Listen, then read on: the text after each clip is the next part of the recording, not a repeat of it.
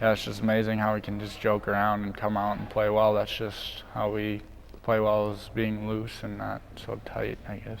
Summer tournaments will be the things that'll stick with me. That's where you really get closer, because I mean, we were in Ralston this year, and I think we played 5 games one day, and the next day we played 4, and it was just, we were so dead. And the night between, we had the opportunity to, our hotel, because it was storming, we decided not to camp. We stayed in a hotel, and it had the amazing pool facility with a whole bunch of water slides and everything like that. But we were just sleeping because we were all so tired and just irritable, and it was a bonding time for us.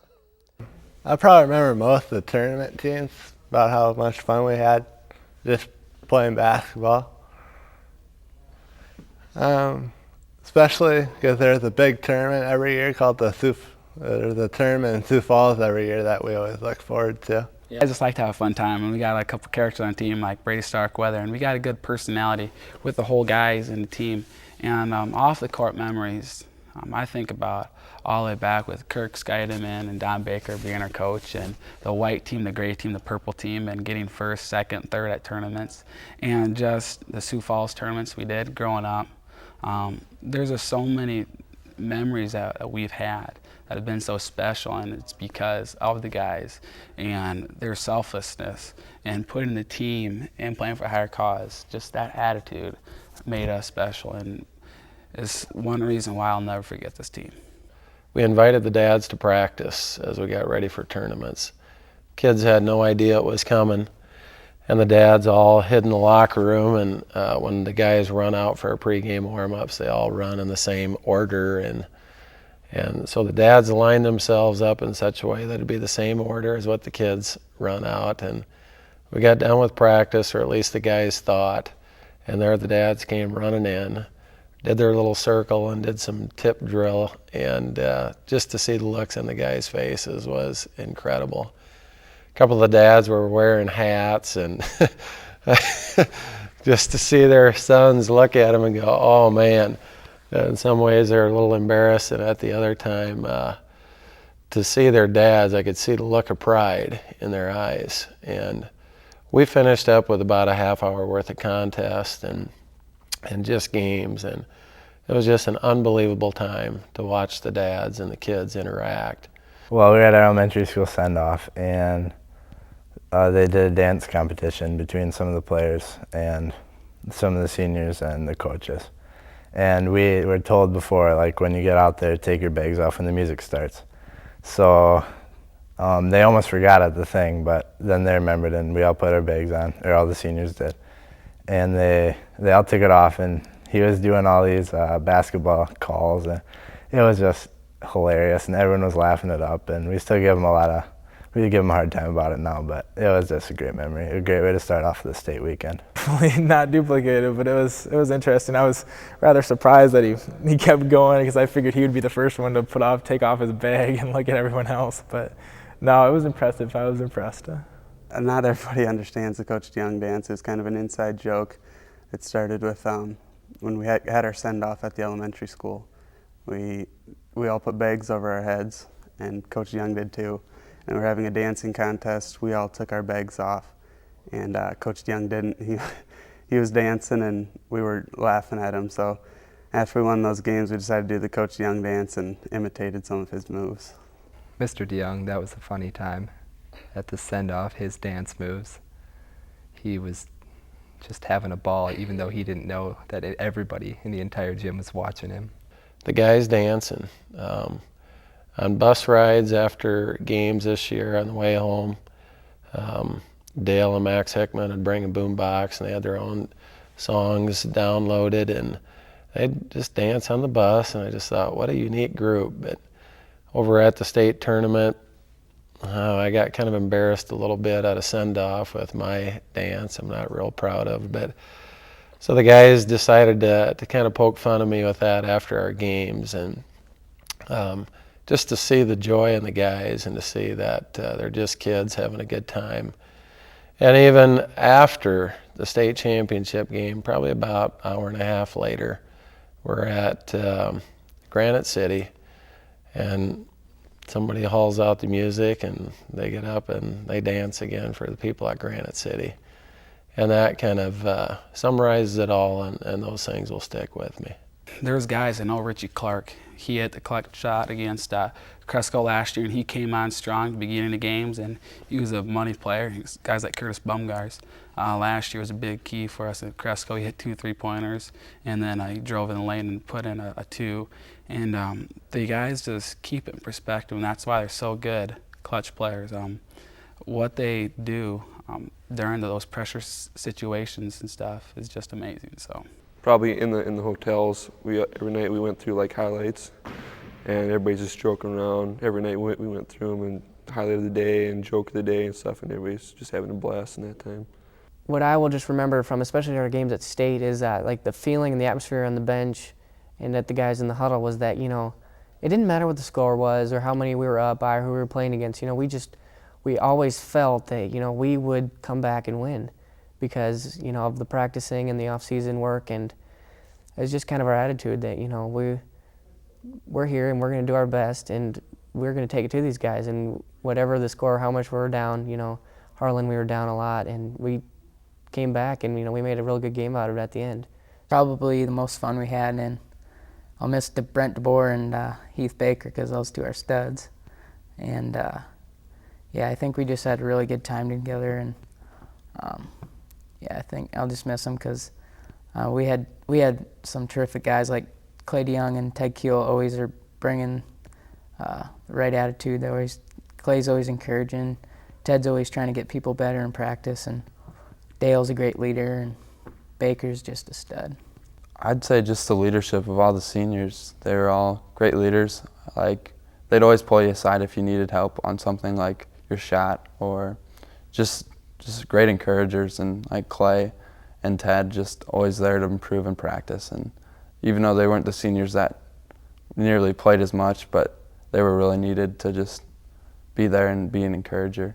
I was just amazed throughout the year at the kind of individuals that they were, and what Coach DeYoung did to bring out the men in them and to help for them to see what kind of men that they hopefully will become throughout their lives. Coaches did a great job of playing off of each other and maximizing the strengths and maybe minimizing the weaknesses of ourselves as coaches. And we hope that our players were able to see that and do the same on the court, celebrate each other's gifts, and whatever weaknesses there were, maybe just kind of put those aside and find what the gifts were and find the other players that could help cover for those. Coach DeYoung is just an amazing guy. He's able to bring out the best in each person, and on the court and off the court, and so he's able to make you a better player and a better person. Yeah, he's a great leader for the seniors who had to lead everyone this year too. And he just leads by example. He's a great guy. He won't ask us to do anything that he wouldn't do himself, and it's a great example to follow. This year I had to leave for Siberia of all places. Never would have dreamt that would have happened. And gone for a week, and our guys knew it was a challenge for myself and my wife and our family. And one day they just took me into the locker room and they said, "Coach, we're going to pray for you. Yeah, you need some help here, you need some encouragement." And it's those kinds of things that are very rewarding. And as a coach, you think maybe you're giving some things to the players, but what they gave and what they taught me and what they demonstrated to me will go with me for forever.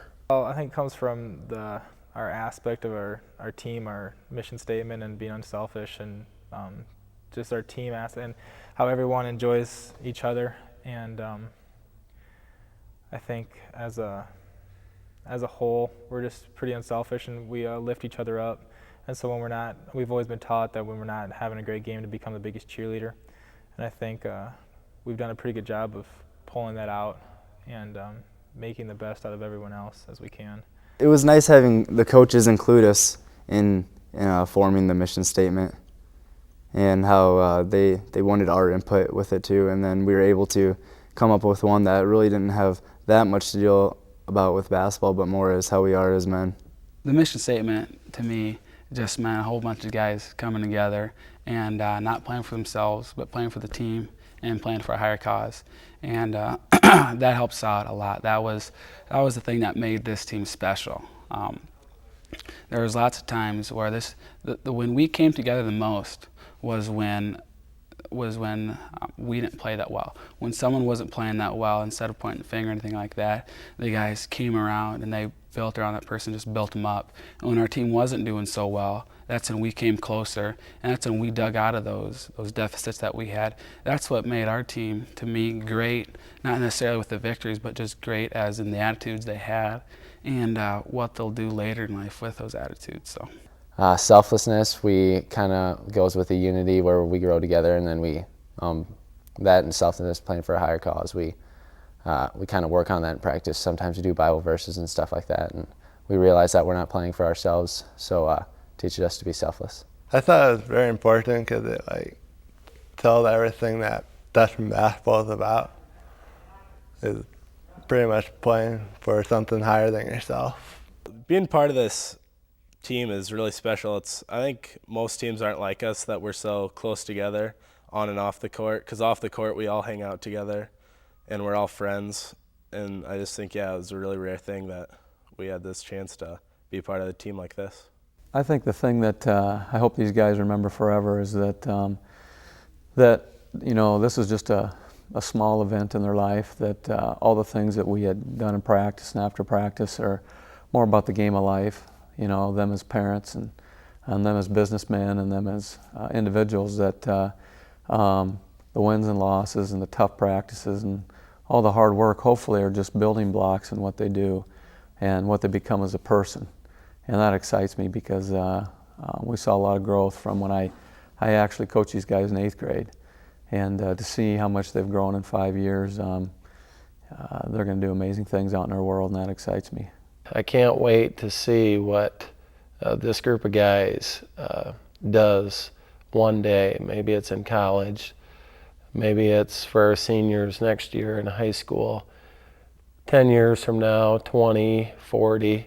I really expect that these guys are going to be great men, going to be outstanding husbands and fathers, and be the kind of men in the business world and the work world that show others what it takes to be a part of a team, and show them that life is probably more than making money or getting short-term rewards. It's investing in the lives of the person next to you and making a difference. And I don't think I'd have anybody else that's funner than my teammates. I don't think I can get along with anybody else besides those guys, especially on the basketball team. It's been a blast with those guys, and something I'll never ever forget. This group of guys that are awesome. I've never been a part of a program where everybody cares so much about it. I mean, you always have your people in a program where those people are there because their parents make them or because they're just something they've always done. But it felt like everybody cared about this program, and that's something I'm going to miss. And it's also probably going to ruin most of the programs I'm a part of, because if I'm a part of them, there's people who don't want to be there. I'm going to be like, wow, this could be so much better if everybody would just care and everybody work together for the common purpose. So it's something that I'll probably never experience again. Over everything, I'll probably remember my teammates the most, and I've enjoyed thoroughly the last 8 years of playing tournament teams, and finally getting to the last 2 years. And I remember being a 5th grader and talking with Dale and Kurt and Bakes, and basically have 3/4 our team of, yeah, we're going to do it when we're seniors. And then last year was we wanted to get there and we did it, and this year we wanted to do it again. So it's just been a true joy and pleasure to be here and do all this for the past however long. I just want to be able to, coming back 20 years down the road from now, I want to be able to come back and meet the same guys out on our team and still have that connection that we had when we were going through this season. And you're going to forget a lot of the memories, a lot of struggles and everything. You're going to remember the joys though, and not a lot of people outside our basketball program are going to know what actually went on behind the scenes and everything, and within each player and the relationships that we built up. So that's going to be a special connection that we're going to have when we come back down the road and meet up with each other again. I had a blast with these guys, and it's kind of sad seeing it go. I don't want it to end, but yet every good thing's got to come to an end. And I just wish everyone the best, and with their families and their life. And I don't know, it's kind of hard, but I guess, like I said, every good thing does got to come to an end, and this team I'll never forget. I guess my final thought would be I'm just really humbled and blessed to be have been a part of a group of guys for the last couple of years, and I look forward to next year with this upcoming group of seniors. But God has created some pretty amazing kids, and I've been blessed in ways beyond I would ever dream or imagine. And it was our goal that that we would play in such a way that God would be brought honor and glory. And I trust that happened, and I just want to give him the thanks for what he's done for all these guys in our team.